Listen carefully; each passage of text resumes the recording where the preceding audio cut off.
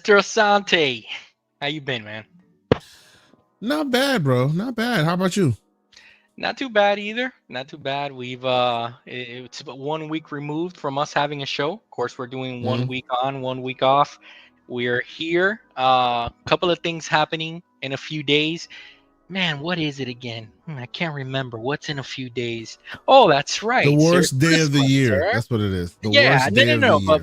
no. Hold on. You can't say it's the worst day of the year because it's also your birthday, sir. Is that right or am I wrong, But sir? that's the reason it's the worst. Oh, Worst. so, I need to see John on cam. That's coming up, sir. I spent some funds on the PS5 Pro and I'm still recovering, sir. Oh, there's Kate. Oh man, it's good to see you in there. Black Viking. We were having a conversation earlier today Uh-huh. on the good old discords like we do. But Yes, sir. okay, it's the final show of the year. We're gonna have a nice end of year. I think that you also had your last show this weekend with Everborn on the Gaming Circle podcast. Is that right? You guys are gonna be back in January? Indeed. Yep. Indeed. We had the last episode. Had to go out strong. 4 hours and some odd minutes. It was Oh yeah, hilarious. Anyway. yeah. I But listened to yes, it was most a of good it. show. I was there. Definitely at the end, I caught you guys. So, okay, Oh, for this last show, we got an easy breezy show on deck. I welcome okay.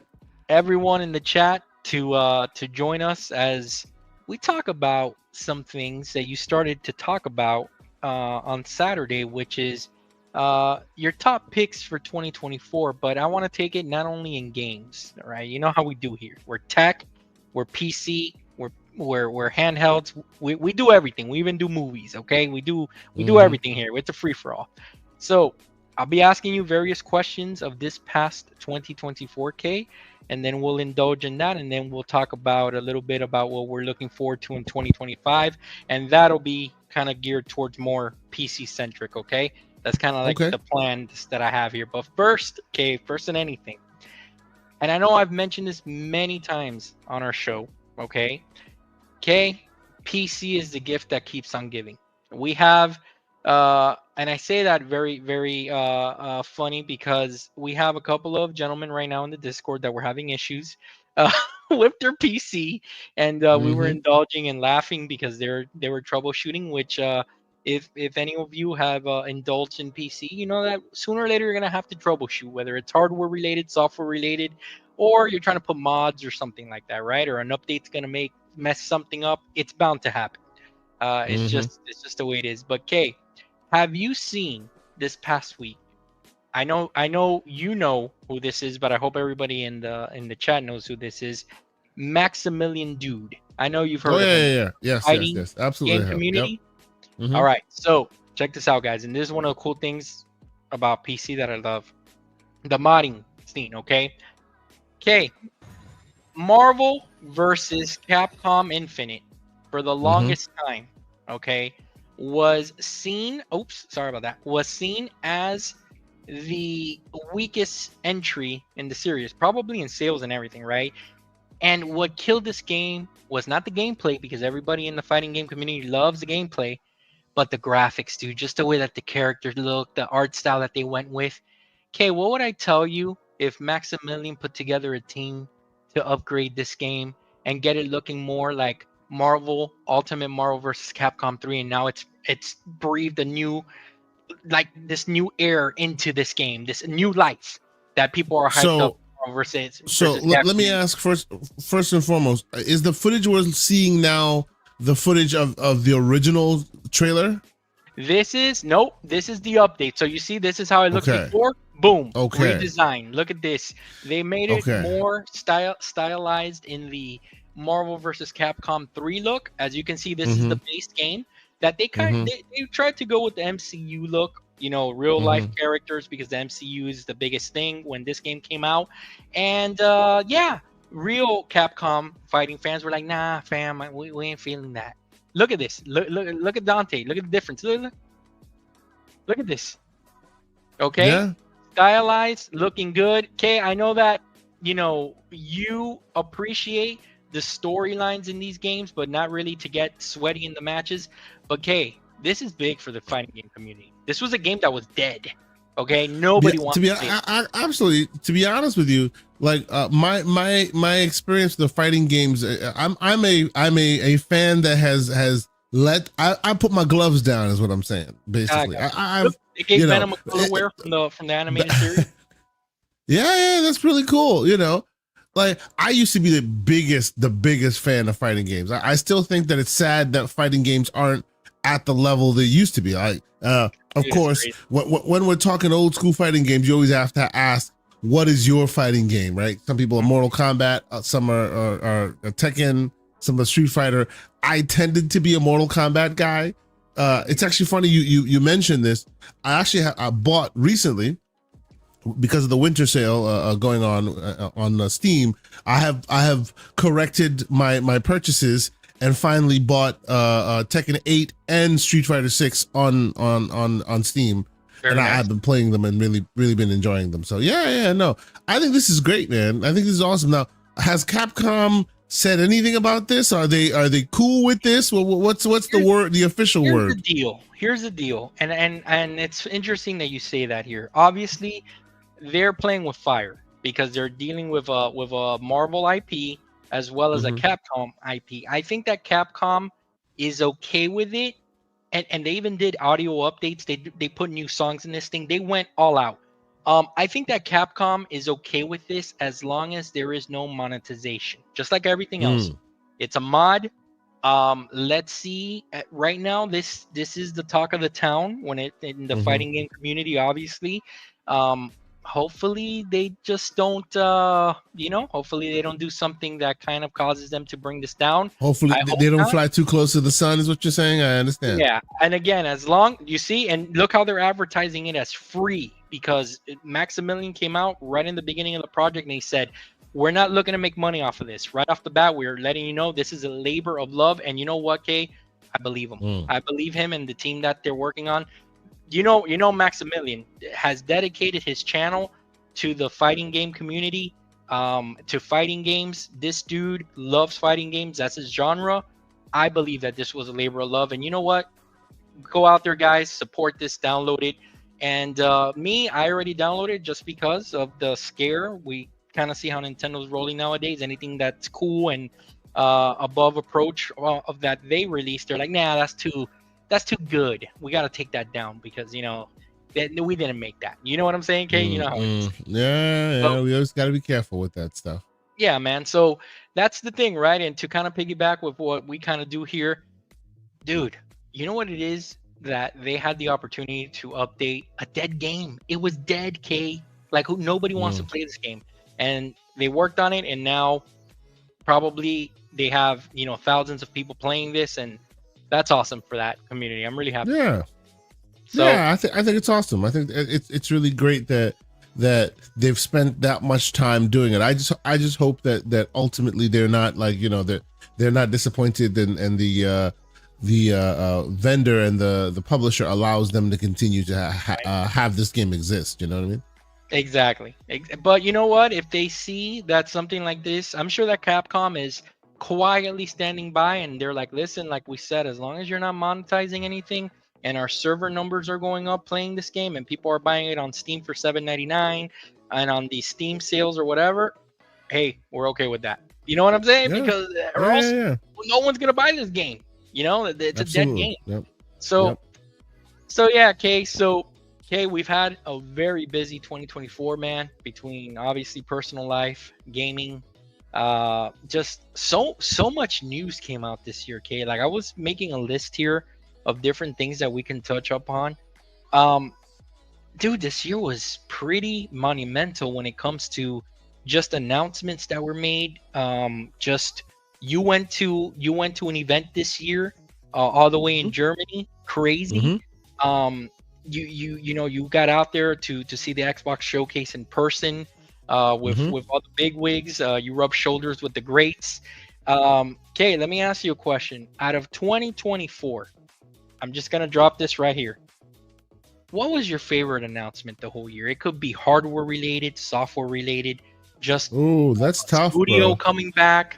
a studio closing down, a game failing, a game doing good, right off the top I'll of be your head. honest with you. Right off the top I'll of be your head. honest with you. Like, yeah. So if I can tell you what my favorite thing is this year, it's not one thing exactly. It's more the idea that those old IPs or old IPs that we wanted to have come back. You know what I mean? Like we've seen a few IPs come back and be very super successful and be successful in bringing people back into that IP that they used to love, right? And it gets rekindled in a new way, that kind of thing, with new modern sensibilities. I love that is now becoming more and more a mainstay. Like that if 2024, if there's been any pluses in 2024 for me, it's the idea that, you know, between Capcom and what do you call it, Konami and all the various old school IP holders, they're all dusting off those old IPs. Sega doing it now, right? Dusting off of the old IPs, bringing them back, either giving you a remake in the way you remember it, or rekindling it in a different way to give it new modern sensibilities. You know, I really love that's where we are today, and I'm looking forward to seeing what 2025 has to bring in that direction as well. Okay. For me, I had to think about it for a little bit because I kind of know the questions I'm going to ask you ahead of time, so I cheated. Dude, you want me to be honest with you? You know what is the peak hype for me this year when it comes to gaming? Like the one announcement that just, dude, I started just screaming and being like, yeah, and like I freaking watched the trailer like 50 times, and it's like, this is what I'm talking about, baby. That Doom. Yeah? That Doom trailer, man, that came out in that really showcase, that first game that they showed, Doom: The Dark Ages. Number one, nobody saw that coming, okay? Because I don't think that was hinted at or spoiled or rumored or anything like that. Everybody thought that it was working on what? On something else, on another game, on another IP. And when I saw that thing, let me tell you something, Kay. I've seen a lot of game trailers this year. That freaking trailer is like 3 minutes of just metal goodness. Like from the moment that guitar just rips in the beginning, and then you see Doom guy just grabbing his shotgun and his shield, and you would think, right? Oh man, we've already had 2 of these. Like they can't do anything new, anything more badass than they've already done. That mother effer is flying around, jumping around, throwing a shield with a chainsaw on it, a freaking skull shotgun just shooting, you know, these demons with skulls, with pieces of skulls. Dude, what are we doing here? Like these id Tech are just, it's pure magic. It's pure gaming bliss for me, man. Tell me that you were not hyped when you saw that, because you got to see it in person and you felt the energy. Yes, we did. Yes, we did. Yes, we did. And actually, I think they eventually showed this as well, but we also got to sit in for a talk they did with a bunch of the devs that were in that June showcase that talked about, you know, the experience of it, why they made the certain decisions they did. So we sat back and heard a bunch of them, you know, swearing and talking a lot of crap about how they wanted to rip and tear. You know what I mean? It was good. It was fun. Like the best part of the trailer for me, and Kay, I've watched this trailer like 30 times this year, or like 30 or 40 times. I'm not even exaggerating. Just when you think that the trailer is getting more and more badass, the freaking Doom guy is getting in a mech, okay? And then forget the mech, okay? Forget the mech. The dude is flying around with a freaking dragon, and then the dragon is shooting into a demon's mouth, Godzilla style. Guys, this game has to be up there on your list for 2025. I mean, it just has to be, right? So I think so. Okay, that got me hyped. So. Yeah. That got me hyped. I don't disagree with you. I think it's a beautiful game, and if there is a 4 quadrant, and I hope you understand what I mean by that, like a game that anyone and everyone can kind of rally around. I think that's this game. You know, I have a feeling that the only thing that may betray it is probably the subject matter. You know what I mean? Maybe it's a little too hard R for some people, but by and large, I think it's amazing. It's amazing, and I'm looking forward to it as well. Yeah. when I went to South Korea, quick story. When I went to South Korea, Mhm. right, and I went to one of the gaming cafes. So obviously they're really big on League of Legends over there. You know, Mhm. your fantasy games. So everybody's playing, and I had to be the American dude just playing Doom Eternal, and everybody's like, "What the hell is this guy playing?" And I'm there just Mhm. ripping and tearing and killing demons, and they're looking like, "Yeah, yeah, typical American." And I was like, "You're damn right. I'm proud of it." Okay, I'm proud of it. So, and Stilo says, "Yeah, damn, Doom looks good, Wolf." Yes, it does, man. I'm super Mhm. excited about that. Okay, next question for you. 2024 wrap up here. I know the Mm. answer, but maybe you'll shock me and maybe you'll shock everybody here. Okay. Okay. If I have to ask you, what is the most time you spent this year playing on any gaming device, whether it be your phone, handhelds, consoles, PC, anything? What would be the winner? And how It, what would be the it's winner between all your devices? yeah. Let's see. It's A and B. Yeah, I would say the primary device that has been my main daily driver this year has been, of course, to no one's surprise, my One X Player X1 Mini. I play that all the time. I play it every day. And secondarily, oddly enough, you're gonna laugh at me about this. Secondarily, it's probably the PlayStation Portal. Between myself and There you my son, go. a lot of time has gone into the PlayStation Portal. It has. Wow. Yeah. No doubt. No doubt. That's It's, incredible. it's because if I'm not playing it, my son is playing it. And he's like Astrobot. Yeah. I have said this multiple times. Astrobot has been big in my house, man. It's Yeah. really No, big in my house. I know, Yeah. and you have some stuff going your way, by the way. It hasn't shipped yet, but it's Oh, I'm no keeping worries, an eye man. No on it worries. because you got a couple of Astrobot plushies coming for the kids. Yeah, Astrobot's Which you know real what? big in my house, bro. I gotta check that because it You was know. supposed to get here mid-December. I wonder what's going on with that, but okay. Yeah. Write a little note here to myself. So let me Mhm. ask you. So the One X player, okay, would be kind Mhm. of the winner, and then the PlayStation Portal whenever you and your son have kind of engaged with Yep. Astrobot. Okay, okay. So that doesn't surprise me at all. I know that Yep. you said that, and especially with the way that you kind of have to kind of babysit and watch the kids and stuff. Sometimes you can't sit on your PC all day and play. Exactly. Sometimes you can't sit in front of the TV.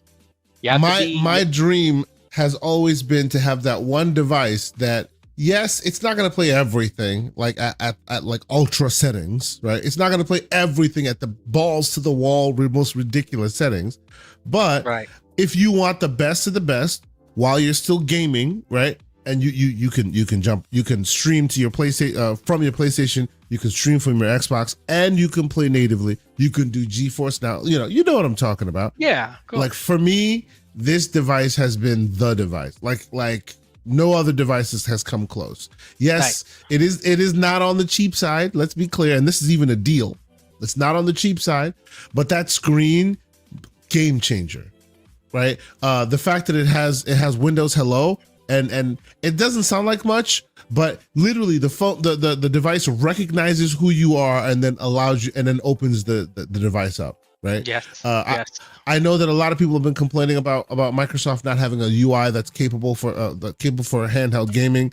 This guy, as soon as I boot into it, it sees my face, it boots into an UI that looks like this. Yes. Right? And my Because my 11-inch one pause yeah. Uh-huh. has Windows Hello too, so you are correct. It's Mhm. pretty cool. Mm-hmm. It is You pretty boot into it. You don't see Windows. All you see is this UI right here, the front end UI of all the games from all the various sources, whether it be whichever app store it be, whether it be Steam or itch.io or GOG or whatever. It's all side by side. You can modify it if you don't like it. Like honestly, it is like my one-stop shop. It's awesome. It's great. It works excellently, and it's more powerful than most other devices out there. So there you go. Yeah. So that's my device. To answer your question, Tatox, so it does look the streaming tech to the PS Portal. It's pretty much the same thing that you're gonna get on the PlayStation app if you were streaming it to your phone, right? The difference is, and Kay, you back me up in this, is that the experience that you get on the Portal, it feels like a more complete PlayStation experience because of the DualSense features of the controller. So the same dual sense Sure. features that you have, their ergonomics, the rumble, the triggers, all that stuff, it all comes together into a nice package. But when you're talking about the tech, the streaming tech, I believe it is the same one like you can get on your Android device if you were to So download the PS app. the only, and I wouldn't say pushback, but the only addition that I'd give to that is I have noticed some differences, right? So what do I mean by that?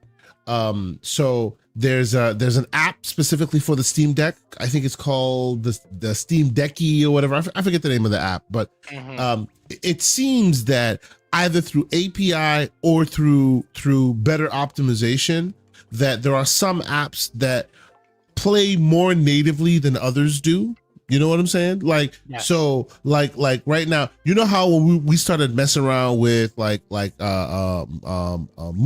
and all these other applications for streaming, you could tell the difference between one app that really does the job and another app that does the job, but you can definitely tell that it's not as native. You don't feel the nativeness, right? There are some apps that are able to traverse the divide and play so native you would think you're playing the PS5 like in your hands as a handheld, right? And there are a few apps beyond the Portal, because the Portal does that, no doubt. Portal's great, dual sense features, screen is great, it's all good. Yes, Decky Loader being an app that does that as well. Yes, but there are apps beyond the Portal that have also been able to give you that feel that it's so one-to-one that like if you blink you'd think that you were playing Spider-Man in your hand on a mobile device versus just streaming it. Correct. So Tay, it really depends. This is the problem with the Portal and any streaming device, and me and Kay have talked about this before, and in fact on this show, everybody's experience is going to be different because it depends on your setup. It depends on your router. It depends on many variables that the experience is not going to be one-to-one with everybody. But if you have the right configuration of router, you're hardwired with your PlayStation, etc. 5 gigahertz connection, all that good stuff, you should get a good experience. But again, it just depends. I don't know if there's interference where you live. Some walls interfere with wireless connection. It is what it is. That's the world of streaming. So and that's why, that's what you just described there is why streaming, in my humble opinion, will never be the primary way everyone games, because there will always be outliers out there. There'll always be people who live in old houses where the Wi-Fi doesn't traverse the walls as well. You know what I mean? The latency, man. Yeah, there always has to be another option for people beyond just streaming because of those things. Yeah, the latency is a thing. Now it works fine for me, it works fine for Kate, but again, your mileage will vary. We got Dorian Gray letting me know again that I'm a pony. Hold on to that thought, Dorian. I'm gonna give you some more material to use in a couple of questions coming up here.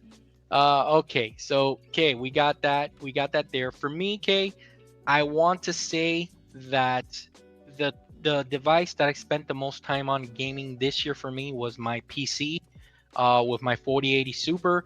The One X Player came to a close second place because I have almost been using that as my daily driver to work off site away from home.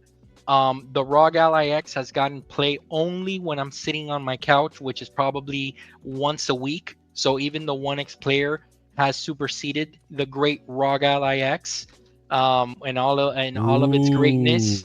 It is what it is. It's the truth.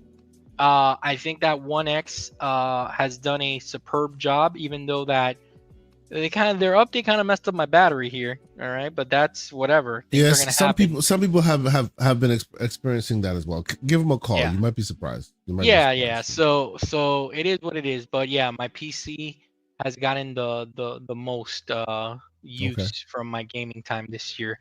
Primarily both setups, to be honest with you. I played through Mafia. I've been playing the Umbra says I sold out. Come on, man. Oh, I'm Mhm. sorry. I'm sorry, Kay. You had that up. I was Oh trying no, to. no, no. You good. You good. You good. You good. Hey, listen. If selling out is telling the truth, then shame the devil. What's this called? That's all I gotta. That's all I gotta say. So between the 4070 Super that I have and the 4080 Super, you know the setups that I have. Kay. I use hmm Oculink in the living room. I played through all of Mafia 2 that way. I played through all of Mafia, the definitive edition on my 4080 Super, and now I'm playing Mafia 3, which is a great game. Like Lincoln Clay is literally the Punisher. That's all I'm gonna say. Yep. I'm playing that on my 4080 Super as well. Underrated.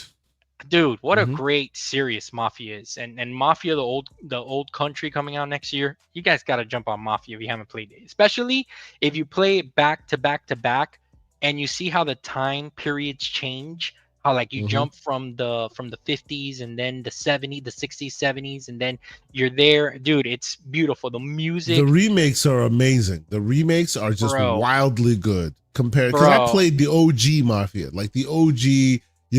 We are a GTA clone on Abashed, and then they just swerved and created something for themselves. It's really cool. Blood, you're killing me, man. All right. So since this has become a weekly thing, for those keeping count, my mileage on the Uh-huh. PS5 Pro is still at Uh-huh. 6 hours. I'm not Lord. putting any more Well, time in this thing.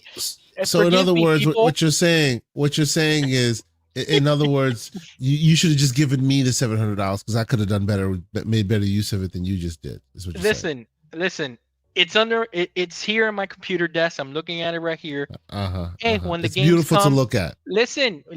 Is it is it a porcelain vase? Because Let me it's see. just there to be Let me looked see. at. Is it a little dusty right now? Nah, it's not dusty. Okay, so Uh-huh. listen, when Wolverine comes around and Death Stranding 2, come and talk to me, okay? So, Okay. Okay. We and will. We will. Umbra says your controllers cry out to me. Come on, man. All right. So okay, here's another question for you. Okay, Mm, and this I listened to a lot of stuff this weekend.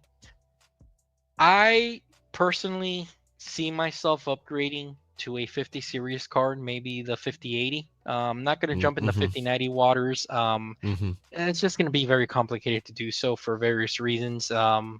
Just for various reasons, I just So don't want to you're be you're broke. ready to play. You're ready to pay three So, thousand dollars. What you're saying? I understand. Go ahead. not really. And number two, it would get really complicated with my build. And I Right. don't I like my build. So this is what I want to. This is what I was going to ask you. With the Uh-huh. 50 series coming, okay? Because just between me and you, and I hope Flood doesn't hear this. Do we really care about the AMD stuff? No. So, Mm, okay.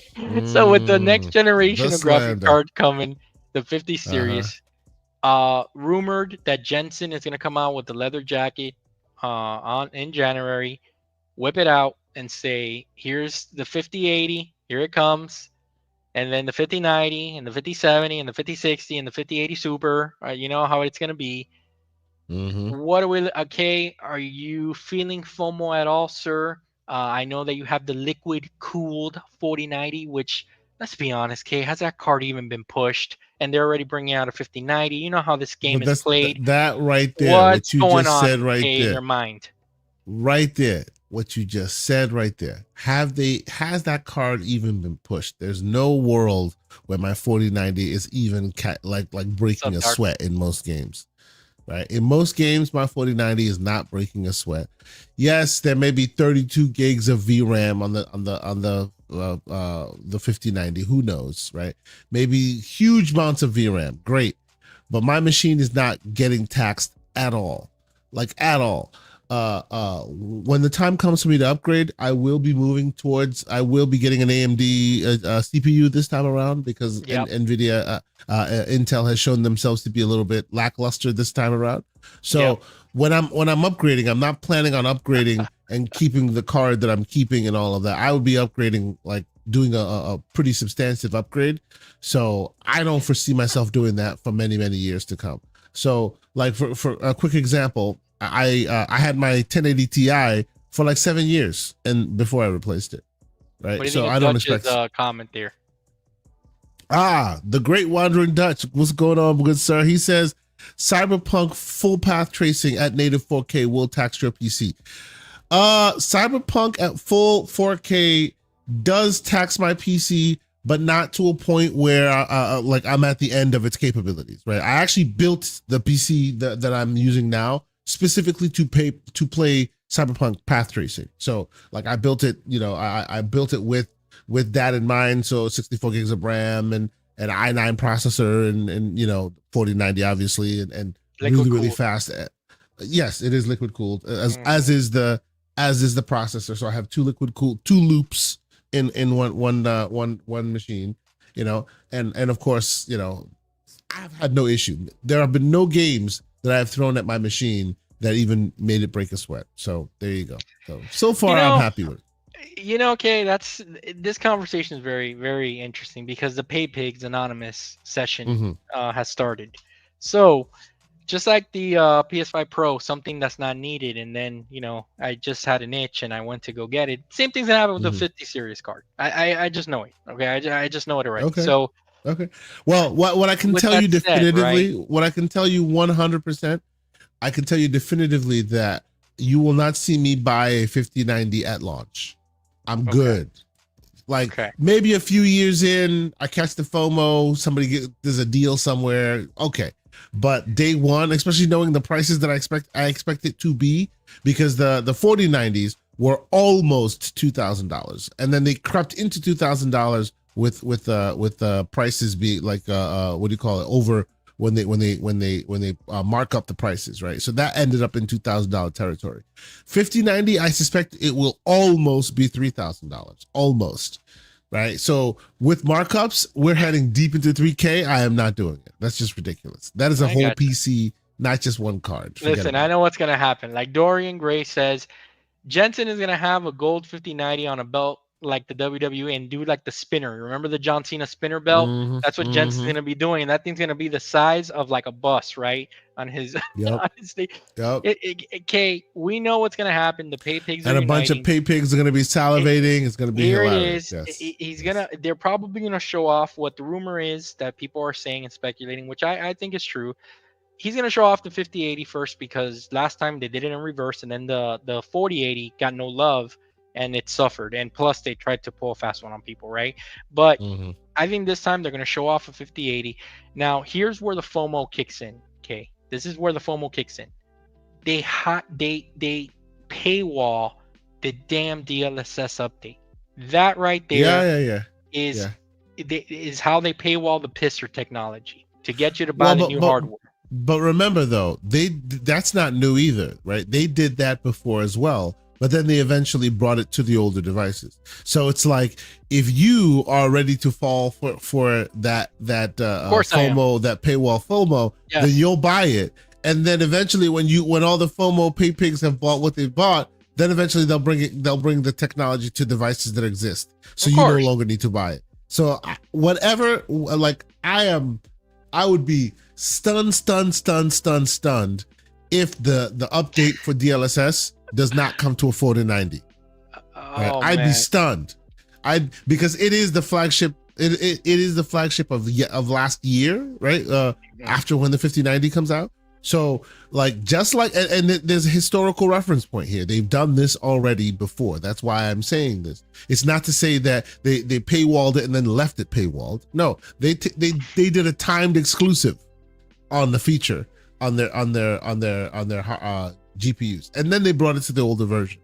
So Right. I'm just saying, if they are going to paywall again, if they are going to timed exclusive it again, I expect it to eventually come to the 4090. I'll wait for it. It's fine. Man, let me tell you, the slander back and forth from MJ and Floodzilla is amazing in the chat right now.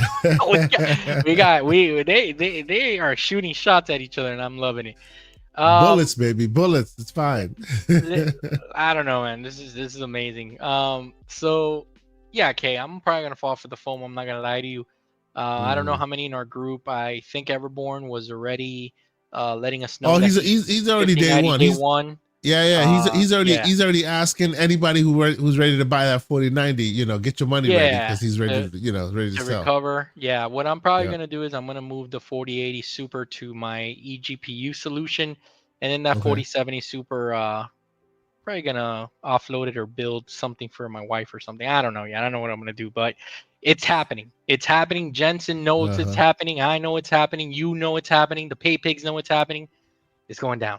All right, Kate. So, and by the way, I think that you are doing the right thing. I think you're going to be go your 4090 for a bit. Oh yeah, I'm good. I'm not even paying attention. I'm good. You just have to know that once that 5090 drops, you ain't special no more. That's all I'm gonna say. Oh, all right. So, bro, I've never been special. Listen, it's never been a matter of being special. I don't care. I'm not special. I'm not the only one with this kind of power. A lot of people have the same kind of machine, so it's all good. I know it's hard. Like when a fighter knows that the end is coming, K, and you're like, no, I got one more fight in me, and they're telling you, bro, you're gonna look like Tyson ass cheeks out there. Don't do it. And then you go ahead and you still do it. Are you gonna be showing everybody the ass cheeks with the 4090, sir? Sir. You live in a world where you don't have the best, and you still get up in the morning and you're still okay. I think I'll be all right. Don't worry about it. Listen, I have the best. You live in the world. No, you don't. You don't. But you don't. 70% but you don't though. Only. No. But you don't though, because even the One X player, the mini versus the max has the same what do you call it, pixel density as the mini, and because the screen on the mini is smaller, the pixel density is higher. So technically, my mini is more pixel dense than yours. Right, so you don't have the best. It is what it is. Okay, I'm just letting you know. Do not Mike Tyson ass cheek us when that 5090 drops. Okay, don't give us a kiss in the cheek, turn around, and then your ass cheeks are out of the air. We don't want to. We don't want to see no 4090 ass cheeks. Okay, so hey, for real quick, Tyson, all right, and now you're going real quick Tyson to Logan Paul. for the folks in the chat who are still Xbox mains. I don't know if you saw. I don't know who doesn't own. That's nobody. I don't know who doesn't own this anymore. But if you don't own it yet, Ultimate Edition of Titanfall 2 is free on Xbox right now. Wow, that's a great deal. I literally just hit buy on that thing. I mean, I played it via EA Play, but it is now free to own the full game, Ultimate Edition, game plus DLC plus all the extra bells and whistles that are there. Go ahead and check it out. Free 99. Anybody can hit the buy button right now. So go check it out. All right, Kay. So, all right, now we got that nonsense out of the way. Let's go to the next nonsense, okay? So I heard, and Dorian Gray, this is for you. You can come at me now. So, Kay, I heard you, Everborn Umbra, who I saw somewhere in the chat, and who else came on the show? And I think Lucius Augustus. The elusive one, okay? Came on the show and you guys were ranking platforms, and you gave everybody knows PC wins, okay? So that's off the table. Let's get that out of there. You literally said that Xbox had about a B plus, I think. I would say yes. That's what I said. Yes, a B plus. Yep. And then you said that PlayStation got what grade? I also give PlayStation. I think I gave also a B plus, BB plus. I think a B or a B plus. Okay, so in your eyes, both platforms were tied. Both. I think both platforms, and let the record show. I think both platforms had some things to be proud of this year, and some things to be that things that need growth, right? Things that need improving this year, right? Okay. And both can say that. Now, depending on the platform, that will change, right? PlayStation has different things that they need to be proud of versus Xbox, and vice versa. But I think by and large, if you really dig through it, and I appreciated what Lucius brought to the conversation, because Lucius is about that passion, right? But he was able to take himself out of his own issues out of the scenario, and see, if the barometer is people who are playing in that ecosystem and what they themselves received over the year and were they satiated, I think a lot of people would say yes. And I've spoken to a lot of people both on PlayStation and on Xbox who say yes, they had a great time this year. And only the hardcore, only those of us who were spending a lot of times digging through the crates and spending extra time paying attention to all the news stories, were the ones that saw all of those crazy news things that are going in the mix. But Mm. if you're just a normal gamer, you had a great time, whether it be first party or third. You had a good time. So I think Okay. they're both about the same level. Okay. Can I share my results? Because Please, obviously I please, wasn't please, on the please. show. And tell me what you think about this. Yeah, So, yeah. we had this discussion last week on Discord. So, no secret, you know who I think had a better 2024. I think PlayStation did.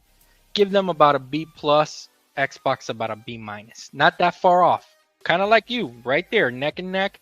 It's just that the difference maker for me, okay, is the messaging. I think that's huge. And it unfortunately cast a large shadow over a wonderful 2024 for Xbox. And we all know what the messaging boo-boos are on the Xbox side. I have seen, and of course this is just the hardcore bubble, okay? But I have seen it kind of trickle also to a few casuals that I'm in contact with about gaming. The reason why I have to shave some the plus to a minus for Xbox is because on the PlayStation side, Concord happened. There's no showcase like Xbox had in June. There was no showcase in the beginning of the year. There's almost no roadmap for PlayStation other than what's coming up next year. And yet you still don't have people looking to leave the platform. They're still as excited, as engaged as ever. Games are coming out. They're playing them. They're not missing out on what is considered in the industry to be the big games. Now, a big game can be subjective to whoever you're talking to, but from an industry standpoint, we know what that means, the big games. It just doesn't skip their platform. So, because of the exodus that I have seen, that so many people have gladly said, hey, listen, you know what? We're gonna move on to PC because we get to play the Xbox games anyways, but we'll migrate to PC and it is what it is, and we'll play your stuff on PC. For that, I have to say, I'm sorry, I have to knock you down lower. People are gladly leaving your platform, and on the other side, I'm not seeing that. So that's the only reason why. I also think that there's plenty of when it comes to games. I think that both delivered games the whole year. I think that if you were on Game Pass or an Xbox gamer, you got to play a lot of great third-party games that were almost hand to hand coming out at the same time on both platforms. PlayStation does eke it out because obviously they did whatever they did with Black Myth Wukong. It went to their platform. They secured it. Whatever nasty mess or shady business they did it. It is what it is. It's how you play the game. And then as well as the games that have been on everybody's game of the year list, the majority of them were on PlayStation 100%. Unfortunately, they skipped Xbox for one reason or another because they were exclusive to the other platform or the other way around. So for that also, I have to give it to PlayStation for having just a little bit of a better grade. And that is incredible to say because in June, when Xbox had their showcase, you would think they could do no wrong. You would think, oh man, you know what? This is gonna get past this. Like this multi-platform thing doesn't matter. No, okay, it didn't happen. It just got worse and worse and worse. And then they kind of stepped on a couple of rakes, especially with the Indiana Jones thing. Look, whether people want to admit it or not, in the hardcore space, this is big news that people keep on talking about. This is not going away for them. Like they wish that people can just get past this, and they're not. So I just have to. That's the reason why, Kate. Like, if you get where I'm coming from. No, I understand where you're coming from. I fundamentally don't see it the same way, right? And there are people like me, and then there are people like you, and there are enough people on both sides that feel that way. So yes, Tim Dog takes galore. Damn, they killed me. No, but you know what I'm saying? There are enough people that feel like because look, I understand what you're saying, right? I understand that because by the metric that they themselves have defined for so many years, that they were not able to succeed at. Because of that drops the marks. I get that, absolutely, I do, right? But it's like saying saying here we are in the year 2024, Oh, our Lord. and oh yes, our Lord, the 2024. And like Sony Music judges their success by the CDs they sell. That's what it sounds. That's what that's like, right? Yeah, sure. Yes, I get it. There are a contingent of folks who love listening to their music the way they love listening to their music, but let's be honest, the primary method is not CDs, right? Just like the primary method in console is no longer physical, right? And I do accept that Microsoft is putting the cart before the horse a bit here by moving more aggressively than their counterpart, right? So it seems like they have devalued the console quicker than the other guys have. But like, make no mistake, the console, whether you like it or not, is being devalued across the board by everyone. They're all devaluing that console, right? And I know you guys don't like it. We in general don't like it, but we are a minority, right? It doesn't seem like it because everywhere you talk, everywhere you look, you get people agreeing with you. But that does not mean that we are we are not monolith. We are not the whole pie. And the whole pie, there are people who don't give a crap about half the stuff we really care about. I think that's right? almost a full pie that they don't give a crap, to be honest. Yeah. They don't. They really just don't care how we care, right? They just don't care, right? And so we it's just the transition. We're gonna have to get used to that fact. We're gonna have to get used to that idea. You know what I mean? Sure. So here's the thing, I do think that they both did, like, humbly, but in my humble opinion, I think that they both did pretty well. But yes, I think so. I think so as well, and I think that they, for sure. This is what I'll say. I think that they both did enough to secure your dollars in the future, whether that's new hardware, promise of exclusives, promise of big games coming to any platform. I think that they both did what they needed to do as the business dictates. And yeah, man, it is what it is. But again, I just can't shake off just the chatter that I heard the whole year. And that's for every Concord failure that you heard, you also heard how great Astrobot is. So that counteracted that real fast, because it was literally like a week later, real fast. And this Xbox going third party thing, it's rubbed people the wrong way, Kay. It really has. And I just don't think that they're gonna be able to shake it. Probably it's gonna take a little while longer. You know what I'm saying? For people to really get over it. See, but you know what it is? I don't think they want you to shake it. I don't think they want you to shake it. I think that if you are one of those people who really cares about that, and that really is a deciding factor, they've lost you and you've lost them, right? They are under the understanding that they've lost you, and that's okay, because there are those who don't care like you care, and they will replace them with you, or you with them. You know what I'm saying? Right? Listen, it's not a situation where eventually that fan will be brought back. If you're a hardcore fan and this was your red line, you're gone for good, and they're okay with it. This is my favorite thing about Xbox gamers. So if you game on PC and you use the Xbox app, or you're signed up to Game Pass, or you buy a game on Steam, technically you were an Xbox gamer for that game, right? Exactly. Yeah. But you're not in their platform like you used to be. So stop being in denial, people.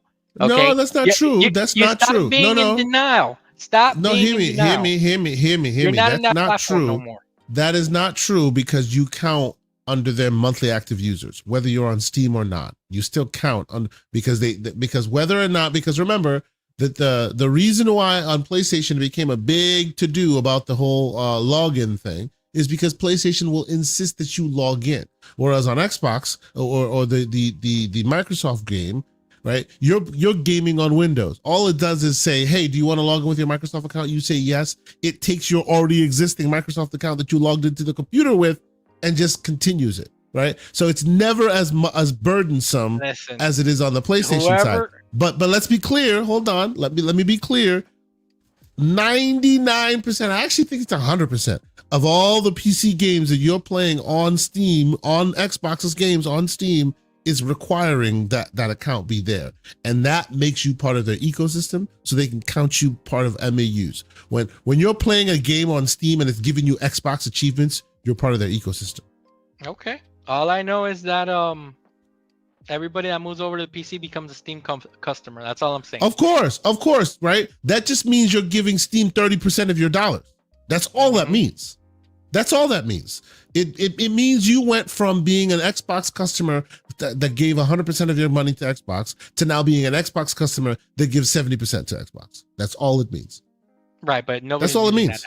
So, all right. Which is fine. But still, 70% is bigger than 30, which means you are an Xbox customer still, right? Sure. I don't know why people want to feel like, oh, she hurt my feelings, so now I don't want to recognize that she got a good booty. No, she still got a good booty, bro. No. That's not what I mean. I mean, you're not in the platform anymore like you were before. But you are. But you are because when they count their monthly active users, yours will be one they count. So whether you like it or you don't, you are. The only time you can say you're not is if they said you have to sign up to your account and you go, no, I still want to play my Call of Duty without signing up to Microsoft. And they let you do it. Do they let you do it? No. So guess what? You're part of their ecosystem. It is what it is. So you heard that, everyone. When you're playing the Xbox games on your PlayStation, you're a part of the Xbox ecosystem. Oh, yeah. Oh, Sea of Thieves. You think they let you play Sea of Thieves on PlayStation 5 without signing up to a Microsoft account? Right, of course they make you sign up. They do. So remember, when you're playing any game on your PlayStation, you're playing on an Xbox, because that's what they want you to think. As long as the monthly active users are the metric of success, wherever that number ticks in their favor, it counts. Yeah, and it does on the PlayStation as well. Yes, when you are playing Lego Horizons on Steam, you're still signing up to your PlayStation account to do it. Lego. If you're playing it on Nintendo, on the Switch, you're still signing up to your PlayStation account. So let me get this straight. And they all count towards those monthly active users. So let me get this straight. And by the way, we have discussions like this every day on Discord, guys. Please jump on there so that we can engage with all of you. So let me ask you guys this, and in the chat. So if PlayStation comes out now and they tell you, hey, when you play Lego Horizon, you're playing on a PlayStation, is that gonna make any sense to you? No, but see, you're stuck on the marketing. You got to stop the dumb marketing stuff. That's dumb. That marketing. I'm not saying what you're saying. No. Hear me. When they say this is an Xbox, is dumb. Did you hear me? Did you hear the conversation on ILP? Right. King David even said it. Right. There are those who are high educated individuals where the marketing doesn't get you, and then there are those who need the marketing for it to get you. Right. There are many different kinds of people. They speak to many different kinds of people. Right. If you are one that needs that marketing before it gets you, I'm not hating on you. Right. But to me, that marketing is meaningless to me because it's not an Xbox. You know what they're saying. They're saying it's capable of playing Xbox games, but they got to use the flashy whiz bang language to do that. Right. It is what it is. Right. All I'm saying to you is, it's not about it's a Xbox, and I'm putting air quotes up. Y'all don't see me doing it. It's an Xbox. Though. What I am saying to you is, basically, you come to this show and you listen to us speak because we try to cut through the BS. The BS that we're cutting through here with it's an Xbox conversation is anywhere and everywhere that they can count a monthly active user, that is to them an Xbox. So that is what they are doing. So then PlayStation is doing the same thing. Right. Anywhere and everywhere that they can mandate, where they can mandate an active user, right? They can mandate an account of an active user. That is a mark of success for them. Is it an Xbox? Is it a PlayStation? In holistic, realistic terms, no, it's not. But they're trying to say that you're able to play your games there too, so you can make it as as an extension of your Xbox ecosystem or Right, an but I'm just saying, extension of your PlayStation ecosystem. right, but I'm just saying That's all they're exactly. saying. Right, exactly. So every box is a PlayStation, as if you can play Lego Horizon on it. Sure, absolutely, So the sure. Switch is a If that's how your if that's how your brain can grok it, then go for it. Yes. Right. I mean, that's how Xbox is putting it out there. So I'm just following their marketing beats. That's all.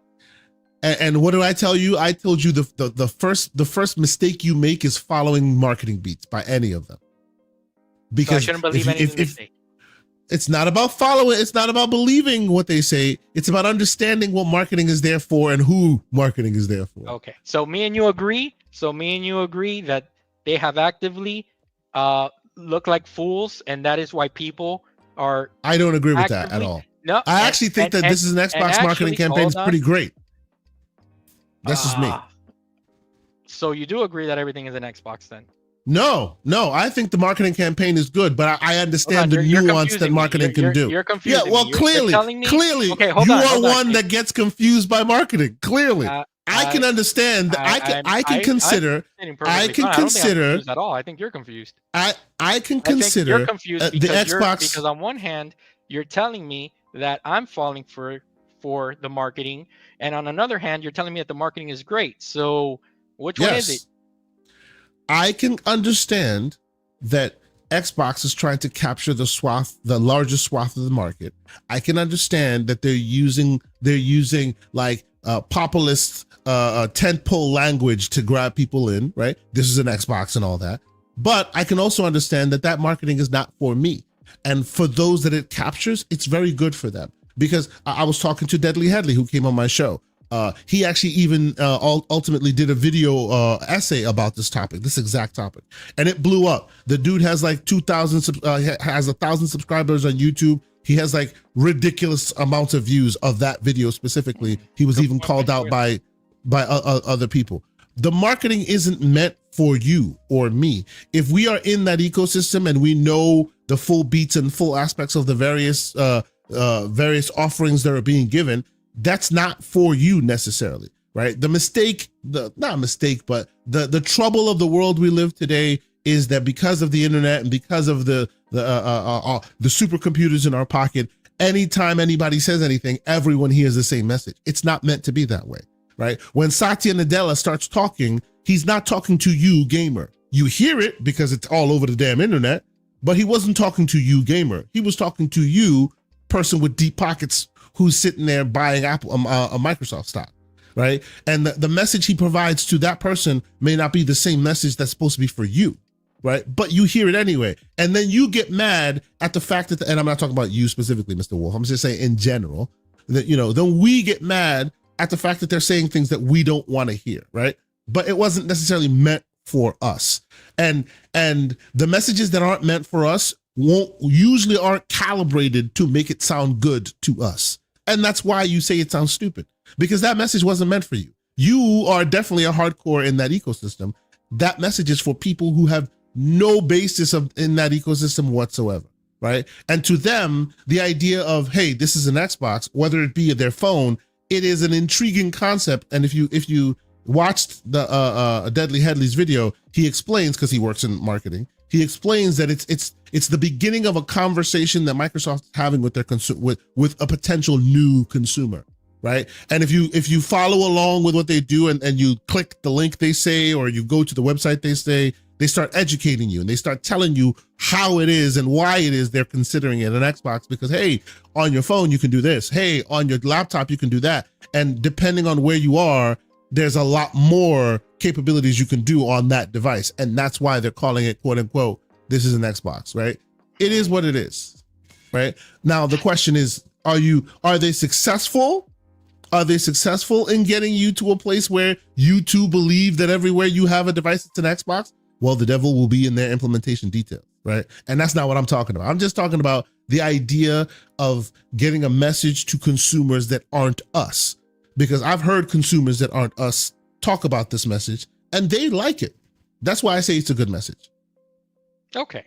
So to bookend, this question, I guess we both will kind of flip on the grade of PlayStation and Xbox. And again, yeah, this isn't going away. And as you can see, we just No, had a absolutely. conversation about it. So it's Hmm. obviously a thorn on their side because they can't shake it for now. Will they? Mm, I think they will. It's just going to take a little bit of time. All mm. right, Kay. So the next question I have for you for your 2024. Kay, what was the best game you played this year? That it could have released this year or released any other year. It doesn't matter. What is the best game that you think you played in 2024? So, so when I say this, most people will not be happy with my response. I understand that because they're all part of the whole, you know, I won't call it console warring because it's not exactly that. It's not that. It's this whole idea that come on, it can't be that good, can it? True, right? It took a while. I wasn't a fan at first, but I got a chance to play it. I played through it, and now it is like to me, anyone that has heard me speak on the internet, you'll always hear me say something to the effect of, to me, Tetris is the greatest game ever made. It may not be my favorite game every year it's released, but it's the greatest game ever made. And the barometer that I use to make that determination is the idea that they could release Tetris in 2027. They could release Tetris in 2030. They released Tetris in 2023, I think it was, with Tetris Connected. And even then, it became one of the top selling games of the year that year. And this game is from the 80s. You know what I mean? It's able to reinvent itself and be unique and new over and over and over and over again, even though you yourself have played it multiple times. And to me, Balatro raises to that level where it is very unique in its systems. And I'm hoping that I'm expecting that 2, 3, 4 years from now, while we're remembering fondly some of the games of the past, this game will still be played. Or at least more in this type of genre will be made and referencing what Balatro has to offer as well. So, Damn, like, I can understand. Yeah, I can understand that it may not be everybody's cup of tea. You know, like this is coming from a person who literally is a hater of card games. I'm not a card game guy. I just am not. I never have been. Right. But it was the succession of Marvel Snap, because I'm a Marvel guy, and that game was very easy to get into. And for a while anyway, I was like, hey, this is a pretty fun card game, even though I'm not a card game person. And that led to me trying Balatro, and I really, really love that game. I think it's one of the greatest games that a lot of people probably won't play. Okay, so if you had a vote for Game of the Year in the Game Awards, you would have definitely voted for Balatro. That would have been like your pick for Game of the Year. I would have at least given it Indie Game of the Year. I would have Okay. at least done that. I would have But at to you least personally, done that. it's the best game you played all year, Balatro. It's the best game. Yeah, but then again, remember, mine's also from an incomplete sampling, right? I have not finished Dragon Age. I haven't even started beyond the demo. I haven't even started Metaphor, right? So it's not fair for me to pass judgment on all those others because I haven't put my time into it. And Dragon Age is picking up steam for me, right? I played the Call of Duty campaign, but I haven't put too much time into the multiplayer just yet. So for me, just based on the hours and the various devices that I've put time into, and any time I pick up a game, which game a device, which game am I playing? It tends to be Balatro. Heck, I put it on my phone before it was available on phones, so I could have it available to play whenever possible. You know what I'm saying? Like it is something that has stayed with me all year. So that's why. Okay. So, Kay, I skipped this question. I should have asked this one before, but to something that we've had a discussion in the Discord. Does PlayStation release a game on Xbox in 2025? Yes or no? Oh man, that's me literally putting my finger in my mouth and sticking it in the air and just picking a like, you know, it's 50-50 really. What does your gut tell you? Like my gut tells me in the short term no, but you don't know, right? So we've had a lot of conversations in the Discord. We've had a lot of debates back and forth as to what they did, what they're doing, and what they're going to do, right? I am of the school of thought, and I know that not everyone agrees with my take, and I'm fine with that. I'm of the school of thought that everyone that anytime leadership changes within an organization, it actually also changes the company. right? How drastic depends on the leader, right? But there's always a transitional period where you see the last leader's influence end and then the next leader's influence begin. And I believe that a lot of the stuff we've seen from PlayStation in the last few years has been the last holdouts of Jim Ryan, and Totoki will move like differently. How differently remains to be seen, right? So in the short term, do I think that's going to happen? Probably not in the short term, but who knows? I could be wrong. It could happen before this generation ends. It really could, right? Okay. Like I believe the further we go from in the future, the more likely it is going to be, because as we go along, the budgets don't get smaller, right? No one's gonna wake up one morning and say, okay, we're gonna turn into Nintendo and we're gonna keep our budgets where they are and we're just gonna let the creatives rule. They're not gonna do that. I wish they would, right? Because that would keep a lot of the status quo, but they're not doing that. Instead, they're letting the budgets balloon and all that. So as the budgets balloon, they're going to continue to seek for new audiences to be able to get money from. And that's why I say further and further away, you're going to see them have no choice but to put it on PlayStation. Put it on Xbox. I should have been a little bit more specific, because they already are going to release MLB The Show, because of the whole MLB thing. And there's rumors of Lego Horizon, and there's rumors of Helldivers 2, right? There's been those rumors circulating, and the wishful thinking from the Xbox fans, hoping that those games do go over there. We'll see what pans out, but you're not like 100%. It doesn't sound like you're 100% convinced, but you are convinced. I wouldn't say 100% that it will happen in the calendar year of 2025. Yeah, I'm not convinced of that, but I am convinced that it's only a matter of time. Okay. And then let's switch over a little bit to Nintendo here. Okay. On Saturday, I heard Everborn tell you about the bet that we have going. A couple of us there in Discord. I think me and Lucius are gonna win this bet, but I heard they gotta release this thing with a dock, right? Okay, Asante. The bet is that the Switch 2 is a Switch 2 going to launch without a dock. So this is what I will say. There is no world that I can see where Nintendo launches a Switch without a dock. Yeah. Unless because listen, it's called a Switch.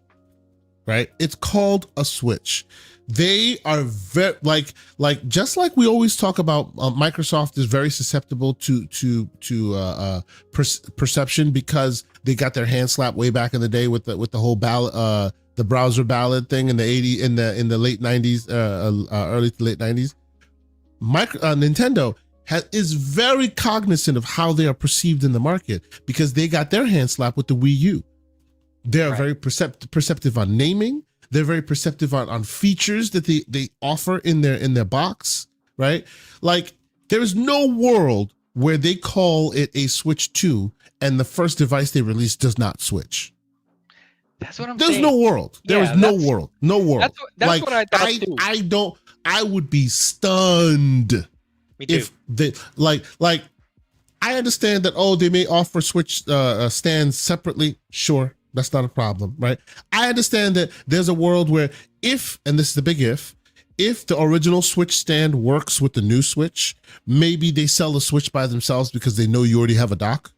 That's an oddity. It's a rarity. Maybe I'll see it.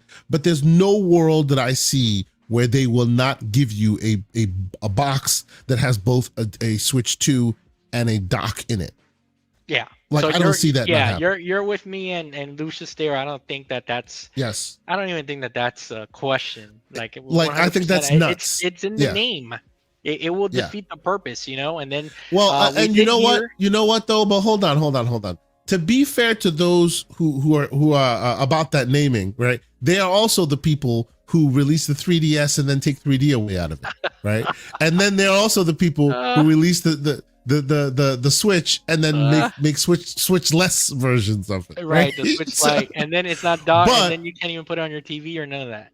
Yeah, but to our purpose, to our point, right? they never do that first. They always release the device that is what it's supposed to be first. And then later on, they diversify and they add some weird stuff to it. Yeah. So second half of the question. This, we had a little bit of a disagreement too, so we'll get spicy again here.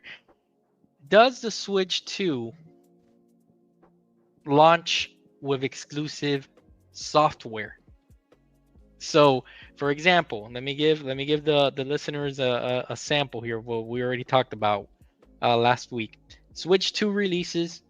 Mario Kart is in the box. A new Mario Kart, a new Mario. That would be, too much already. But let's just say, in a make-believe world. Let's say some third-party games, and then like 3 first-party games, and the rest are third-party. How many, if any, are exclusive to the Switch 2?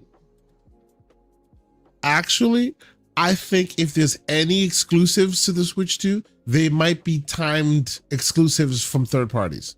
Because I don't think a single Switch game, I don't think a single first-party Switch game won't be playable on Switch 1. Wow. I think you broke a lot of hearts saying that right now. At least in the short term.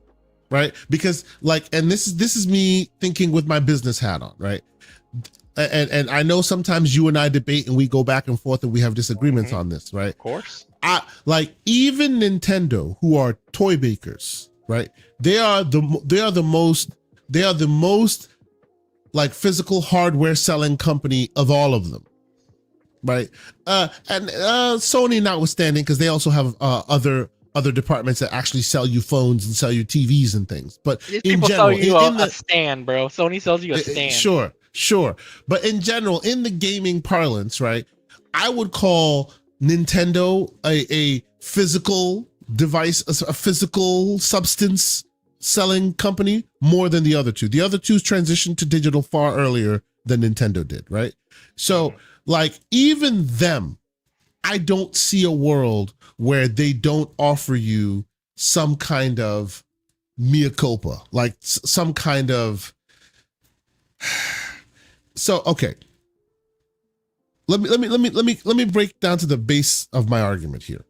Okay, when the Switch 2 is announced, it will change the game. Everyone will buy it in droves, right?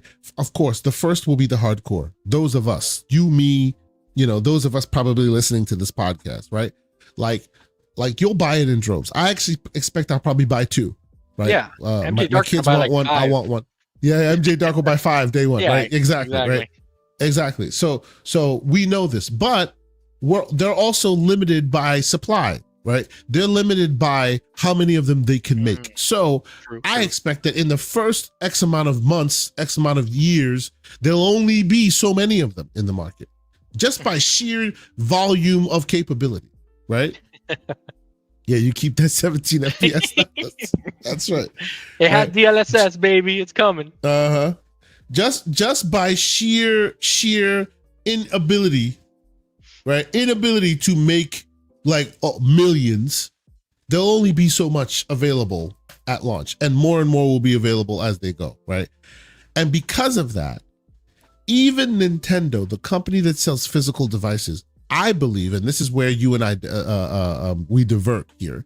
Right. I believe that even in a world where they sell you physical devices, their priority is a software company. They sell you software, just like Nintendo does, just like PlayStation does, just like Xbox does. Because when Xbox sells you something, they sell it to you once. And now that's it. They sold it to you once. And specifically, especially with Xbox and PlayStation, more often than not, when they sell it to you, they didn't make any money. They lost money. They probably lost 10, 15, 20 bucks because after shipping it and putting it in a box and making it all shiny and everything else, and all the fees they pay to build it, it probably cost them more than it cost them to sell it to you, right? Nintendo, unlike the others, they'll go, you know what? Nah, homie, we're not giving you great tech. We're giving you just enough tech to be able to actually still make a profit, right? Yeah. So they at least will make a profit. But again, they're just selling you one device. Not everybody is MJ Dark buying 18, right? Yeah, so they're there to sell you software. But hold on, let me make my ultimate point. Sure, sorry. My ultimate point is, at the time of that launch window, there is no possible world I don't care what game Nintendo releases. I don't care if it's the greatest game that Nintendo users have wanted for the rest of their lives, the entire lives. There is no world where they can sell a game that is exclusive to Switch 2 that would make as much money as selling it to both places. Right? They are incapable of scaling their addressable market to handle the demand. They're incapable of it because it's just not possible to make 100 million Switch 2s in a launch window.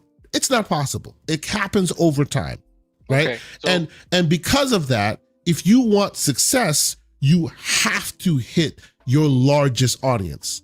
And for the most part, Nintendo, unlike PlayStation and the others who really want you to move to the next gen, PlayStation's happy selling you, Nintendo is happy selling you the next Animal Crossing on the exact same place you bought the last Animal Crossing, as long as you're buying it for that 60, 70 bucks. There's no world where they release like I don't know, a Mario Kart 9, and is only on Switch 2. At least not at the launch window. 2-3 years in, sure. Here's the variable, and this is why I think that Nintendo's a little bit different in these conversations. Okay. They have a select number of IPs that they probably believe they can get 1-to-1 sales with the Switch 2. Sure. So it's a slippery slope, right? Because on one hand, everything that you're saying makes absolute sense from a financial standpoint, because you want to sell the game to as many people as possible, and of course limiting it to one SKU is going to and by the way, real quick, that 100%. Not to cut you off real quick, another reason why I'm so sure about what I'm saying is because of the rumors we've seen, because of you, Mr. Wolf. Right? You were convinced they were giving us a Super Switch. You were convinced they're just giving us the same device, right? And you were right. And because you were right, that's why I'm convinced that they will prioritize the business realities over everything else. Yeah, and it makes logical sense, right? The only thing is that, like, because of the success of before, of like Breath of the Wild at one point was outselling the consoles of the Switch, and there were more copies sold than actual Switches sold. I think that they are going to keep. I'm not convinced it's all of them, but I'm convinced that it's at least 1 or 2 titles that are going to keep people, that they're going to keep exclusive to the Switch 2, because at the same time, with it's a balancing act with everything that you're saying making perfect sense. At the same time, they also need to incentivize people to move over and to want the new thing, right? So but you know what though? But that's the thing though. Like, I don't think they do. Like PlayStation, Xbox, 100%, they do. They definitely do. I'm like, hey, is PlayStation and Xbox going to come together and put together a big enough bag for Epic and ask them to turn off the lights for PS4 and Xbox One Fortnite, right? Like, they need people to move over to next gen. Xbox, Nintendo, short of like getting third party support and some of their first parties finally being able to hit 60 frames again, right? I'm looking at you, Pokemon, and a few of those games that started slipping in a performance quality wise. They don't give a crap. The hardware started debilitated. Like, the year the Switch 1's hardware released, it was already obsolete. They don't need you to move to the next gen. They're okay with selling you these games that look exactly and run exactly like this forever. The problem is the gaming landscape is moving past them, right? The Witcher 4 is coming. Is there a world where there's going to be a Witcher 4 port to the standard Switch? Hell no. But maybe there'll be an impossible port to the Switch too. You know what I'm saying? That's the only reason why they're moving. I get what you're saying, but think of it a little bit different, where think of Nintendo being in the same avenue as Apple with their new iPhone.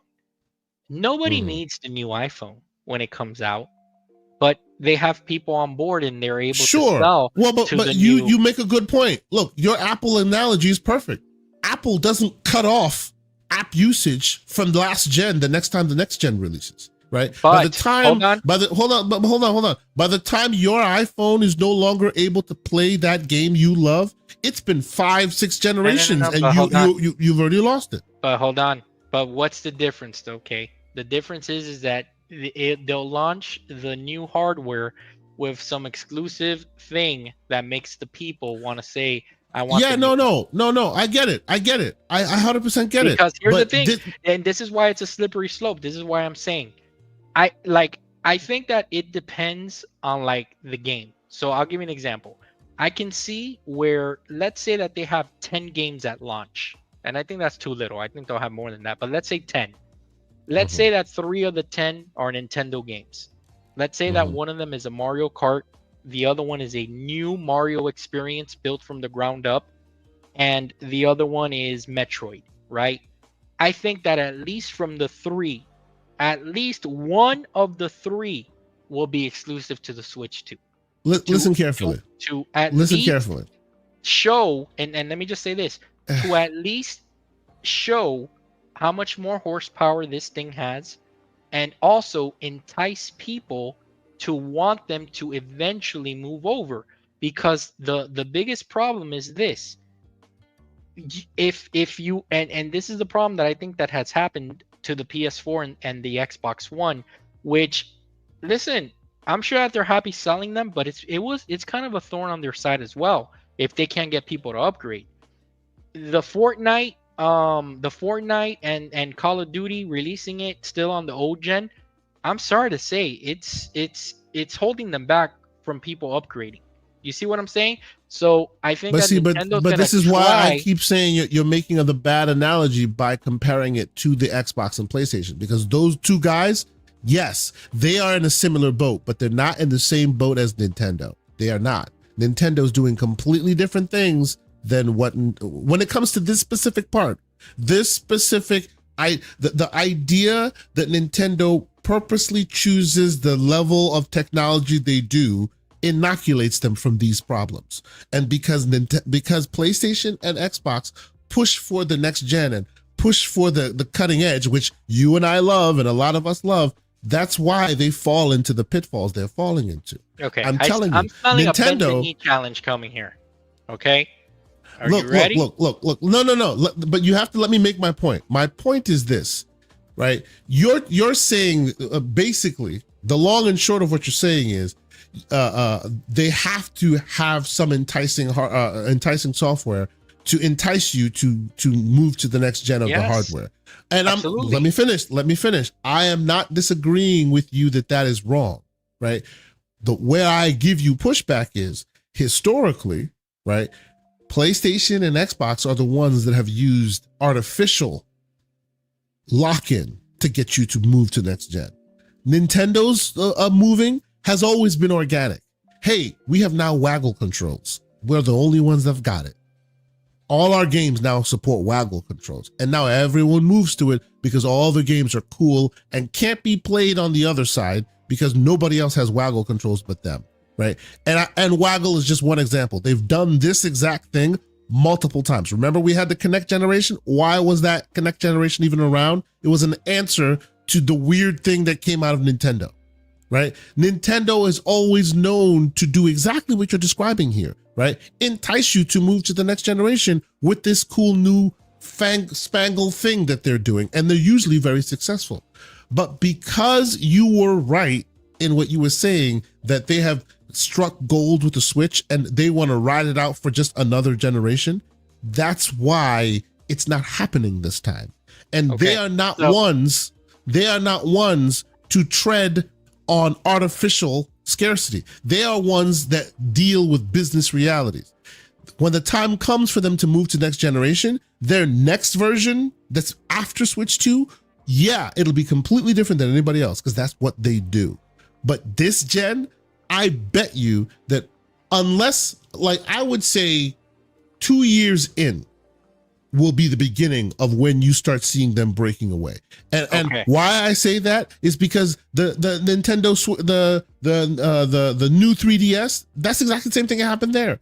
2 years later, before one game, and only one game, came out that could not be played on the other hardware. I think that moving forward, you're going to see the Switch 1 drop and the Switch 2 becomes just the device moving forward, meaning you won't be able to see any games be supported for the Switch 1 anymore. But from scratch, from day one, I honestly think that every single first-party game Nintendo releases, third parties may be different, but every Nintendo released title will be multi-platform, will be cross-platform between Switch 1 and 2. That's the bet. If they bring out 2, 3 Nintendo made exclusives with the Switch 2, you firmly believe they will also be on the Switch 1. Yes. I say at least 1 or 2 of the 3 will be exclusive. Now here's my hedge. Here's my hedge. Okay. Sure. If they release a first party game that is so performant that it clearly would run horribly on the on the Switch 1, that might change their minds. But if they developed it in a way that it could run on Switch, you know how in many instances you you'll definitely tell that they cut off last gen just because they want you to move to next gen, and it could probably run on it. Nintendo won't do that. There's no world where they see a last gen game that could run on last gen, but they cut it off because they want.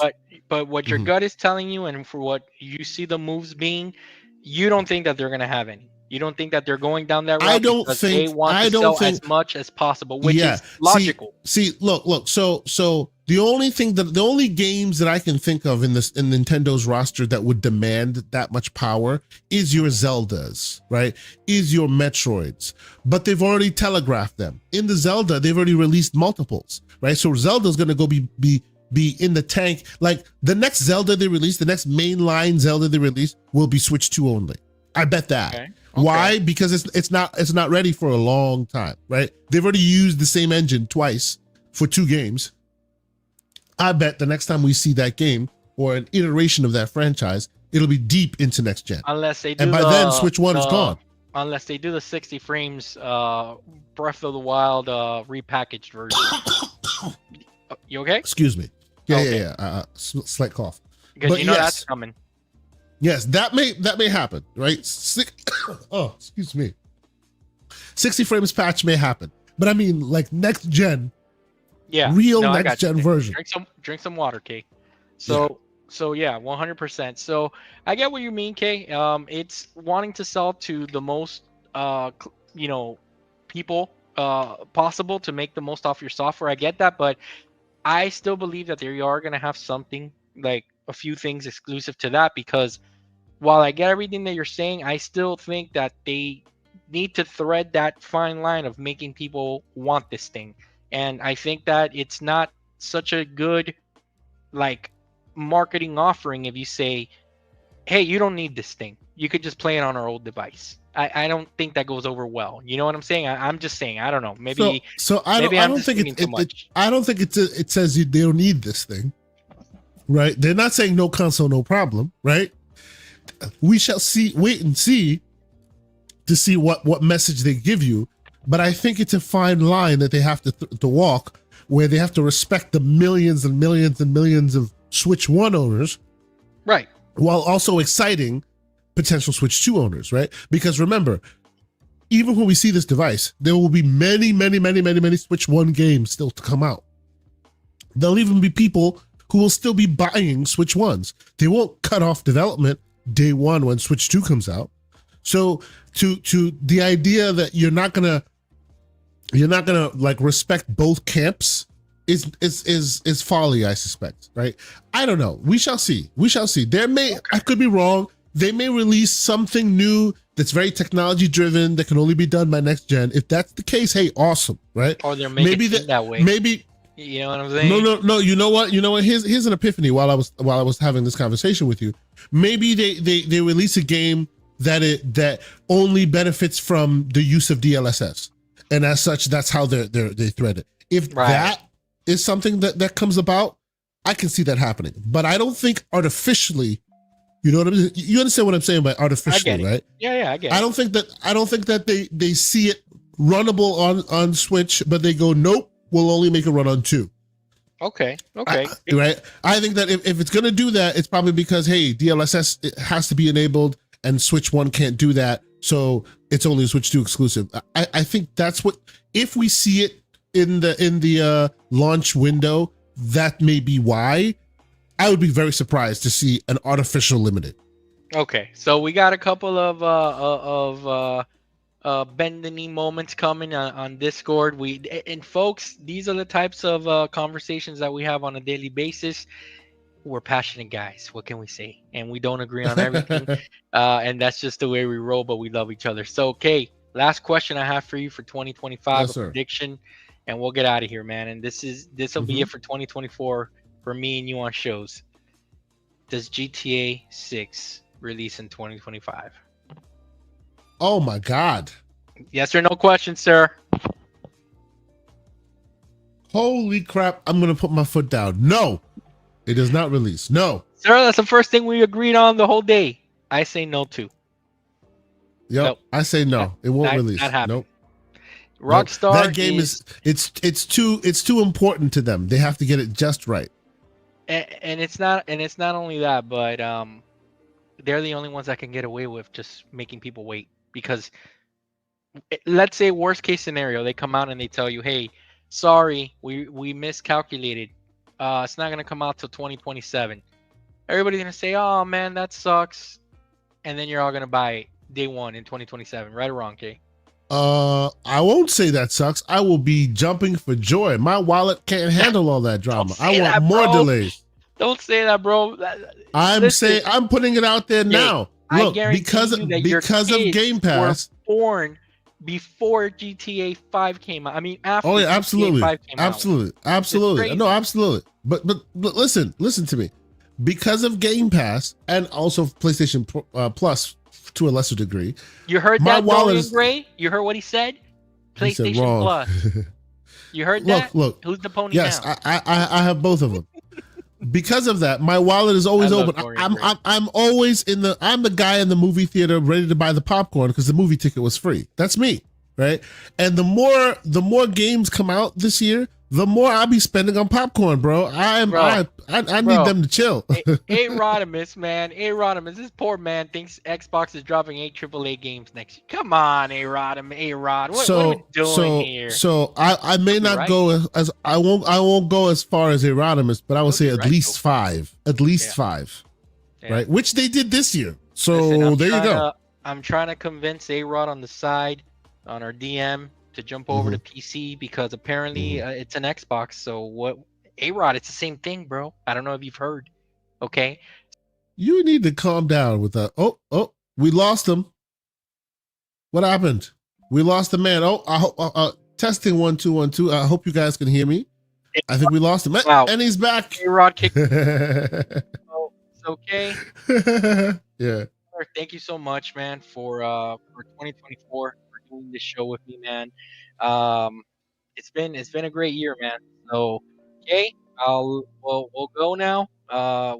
They won't hear from you for the next for are they gonna hear from you for the rest of the before you're gonna appear anywhere else? Let the good folks know.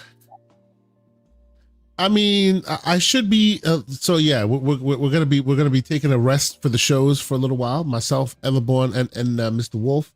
We will be back in 2025. Going to take a little bit of a break, a little bit of a breather, retool some of the shows and figure that out. But between now and then, you will catch me possibly guesting on a show here and there. You will catch me on, say, the Iron Lords podcast, for example, where I was on Sunday, which was really awesome. Always honored to have them, whenever they invite me on. Happy holidays, Soiltech, the great Soiltech. I hope I see you in June again this year. In 2025, I saw him in June. It was the great Soiltech. I will never forget. He was the reason why I was able to get into the Xbox Fan Fest. He's got a PS5 Pro as well. Oh yeah, absolutely. He's a gamer. He's a gamer. He's one of us, baby. Pig unanimous. But yes, so yeah, I expect you'll catch me out and about, as it were, on these here streets. Maybe I'll stream a game from time to time and catch up with the community. We'll see how the the holiday season shake out. But yeah, happy holidays to all.